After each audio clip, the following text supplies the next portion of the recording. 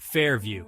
Such a pleasant name for such an unremarkable town. Nestled amidst rolling hills, Fairview boasted manicured lawns and colonial-style homes, each one a mirror of the other. Behind those perfectly painted shutters, secrets simmered, hidden beneath a veneer of normalcy. No family embodied this duality better than the Manines. The Manines were picture-perfect on the surface. Patriarch Ben, with his salt and pepper hair and easy charm, was a pillar of the community. Christy, his wife, was the epitome of Southern grace, always with a warm smile and a kind word. Their children, 17-year-old Eva and 14-year-old Sam, were the envy of every parent, bright, well-mannered, and seemingly untouched by the cynicism of the world. The Manine household, a sprawling Victorian with a wraparound porch and a tire swing hanging from the old oak tree, was the heart of countless neighborhood gatherings. Laughter spilled out of the open windows, mingling with the scent of Christy's famous apple pie. But beneath the surface of this idyllic facade, cracks were beginning to show, hairline fractures threatening to shatter the family's carefully constructed facade.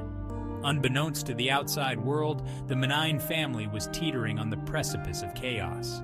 Like a house of cards, their seemingly perfect life was about to be toppled by a gust of revelation, exposing the dark underbelly of their secrets and lies. The truth, as they say, always has a way of coming out. And in Fairview, the truth was about to explode with the force of a hurricane. Ben and Christy's marriage was a tapestry woven with threads of deceit and resentment. Behind closed doors, their smiles faded, replaced by a cold distance that spoke volumes. Ben, a successful lawyer, used his work as a shield, burying himself in case files and late nights at the office. Christy, once a vibrant artist, had become a shadow of her former self, her creativity stifled by the suffocating weight of their secrets. Their arguments were legendary, whispered battles fought behind gritted teeth and veiled threats. They revolved around the same tired issues: Ben's emotional absence, Christy's unspoken suspicions, the growing chasm between them that seemed impossible to bridge. Each fight chipped away at their already fragile foundation, leaving behind a residue of bitterness and despair. "Christy, you never listen to me, Ben. You're never here. You're always working, always busy with someone else's problems." "Ben, don't start, Christy," he warned, his voice dangerously low. "Not tonight." The fights were never truly resolved, merely swept under the rug, only to resurface with renewed venom at the next opportunity. Theirs was a dangerous dance, a carefully choreographed performance of normalcy for the benefit of their children and the watchful eyes of Fairview. But beneath the surface, the tension simmered, a volatile cocktail of anger, resentment, and fear. The Manine family was a house divided, teetering on the brink of collapse. The discovery of the jacket sent a shockwave through the Manine household. It was a man's jacket, a worn leather bomber, found discarded in the back of Ben's SUV. Christy was the one who found it, her hand brushing against its rough surface as she reached for the grocery bags. A shiver ran down her spine, a primal instinct telling her that something was terribly wrong. The jacket wasn't Ben's. He preferred tailored suits and crisp shirts, his attire a reflection of his carefully cultivated image. This jacket, with its faded patches and lingering scent of cigarettes and something vaguely metallic, didn't belong in their world. It spoke of a life lived on the edge, a life that Ben, with his expensive watches and manicured hands, had never known. Christy's mind raced, her thoughts a tangled mess of suspicion and dread. The news had been filled with the story of a local businessman, found murdered in a back alley, his wallet and phone missing. The police had no leads, no suspects, just a description of a man seen fleeing the scene, a man wearing a leather jacket. Her gaze fell on the jacket again, lying there like an accusation. A cold knot of fear tightened in her stomach. What if... The thought was too horrible to contemplate, yet she couldn't shake the feeling that this jacket, this innocuous piece of clothing, held the key to a dark and terrible secret. a secret that threatened to unravel their lives. Ava Manine was a storm of contradictions.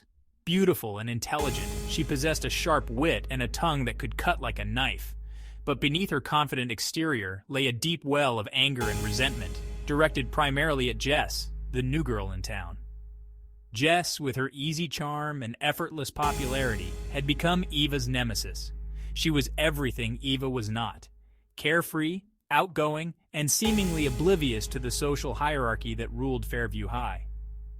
Jess had effortlessly infiltrated Eva's inner circle, befriending her friends, dating her ex-boyfriend, and generally making Eva's life a living hell.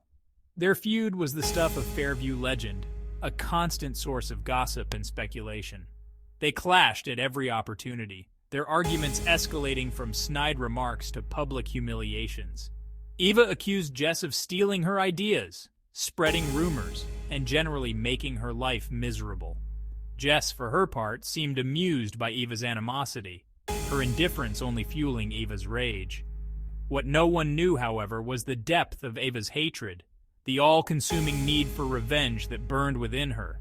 She wanted to hurt Jess, to make her pay for the pain and humiliation she had caused. But how far was she willing to go? And what role, if any, did her feud with Jess play in the unfolding mystery that threatened to consume their town? The knock on the door came at dawn, shattering the fragile peace of the Manine household. Christy, her face pale and drawn, watched in horror as two police officers, their faces grim, informed them that Eva was being taken into custody in connection with the murder of the local businessman. The world tilted on its axis. Christy's knees buckled, and Ben had to grab her arm to keep her from collapsing. Denial warred with a sickening sense of dread. It couldn't be true. Eva, their daughter, a murderer. The thought was preposterous, unthinkable, and yet the evidence, the police assured them, was overwhelming. Eva's arrest sent shockwaves through Fairview. The Manine family, once the epitome of respectability, became the subject of hushed whispers and sidelong glances. Friends and neighbors distanced themselves, their concern tainted with a healthy dose of suspicion. The perfect facade had crumbled, revealing the ugliness that lay beneath. In the aftermath of the arrest, Ben and Christy found themselves adrift in a sea of grief, confusion, and guilt. How could they not have known their own daughter? What had they missed? As they struggled to come to terms with the unthinkable, they were forced to confront their own failings, the cracks in their carefully constructed facade that had allowed such darkness to flourish. The trial was a media circus, a spectacle that laid bare the Manine family's secrets for the world to see. The prosecution presented a damning case, relying heavily on eyewitness accounts, DNA evidence linking Eva to the murder weapon, and the discovery of the victim's blood-stained jacket hidden in her room. Ben, his legal expertise rendered useless by the weight of the evidence, watched helplessly as his daughter, his little girl, was painted as a cold-blooded killer. Christy, her spirit broken, clung to the hope that the jury would see through the prosecution's case, that they would recognize the good girl, the loving daughter she knew Eva to be. The verdict, when it came, was swift and brutal. Guilty. Eva Manine, the golden girl of Fairview, was sentenced to 20 years to life in prison. The sentence, while expected, felt like a death knell to her parents. Their daughter, their family, their lives as they knew it were over. In the years that followed, Ben and Christy embarked on a painful journey of healing and acceptance. They visited Eva in prison, clinging to the hope that one day she would tell them the truth, that she would explain what had driven her to such a desperate act. They sought therapy, trying to make sense of the unthinkable, to rebuild their shattered lives. The road ahead was long and arduous, but they knew they had to find a way to move forward, to seek closure and justice. Not just for themselves, but for their daughter, the girl who had lost her way in the shadows of their secrets.